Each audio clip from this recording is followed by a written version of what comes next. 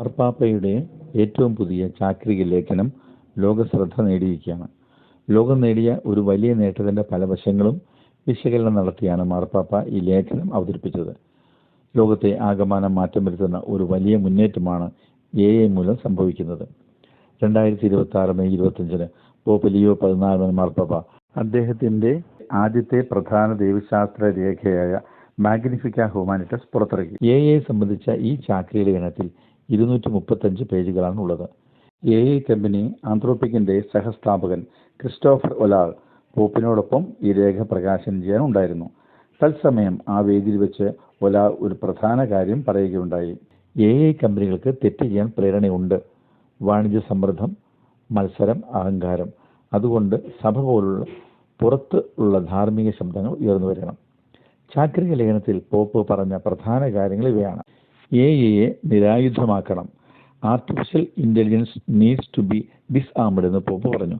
Technology തള്ളിക്കളയണമെന്നല്ല, അത് മനുഷ്യത്വത്തെ അടക്കി ഭരിക്കാതെ നോക്കണം എന്നാണ്.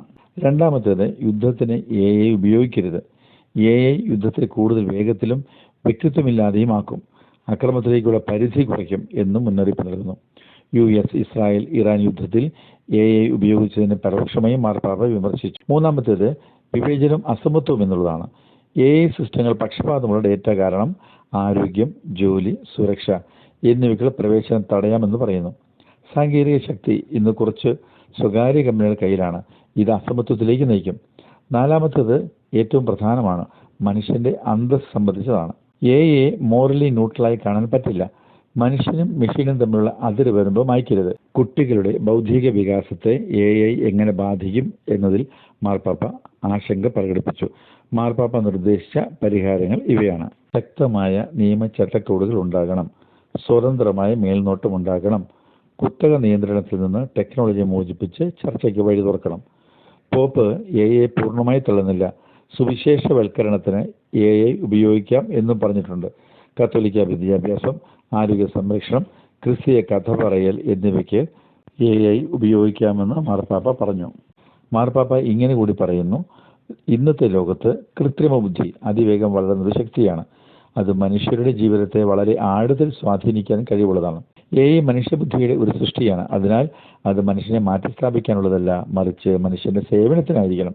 മനുഷ്യന്റെ മഹത്വവും സ്വാതന്ത്ര്യവും ഒരിക്കലും AIയുടെ കീഴിൽ പോകാൻ പാടില്ല. സാങ്കേതിക പുരോഗതി നല്ലതാണെങ്കിലും അത് നൈതിക മൂല്യങ്ങളില്ലാതെ അപകടകരമാംവിധം AI വികസിപ്പിക്കുന്നവരും ഉപയോഗിക്കുന്നവരും സത്യസന്ധതയും ഉത്തരവാദിത്വം പാലിക്കണം.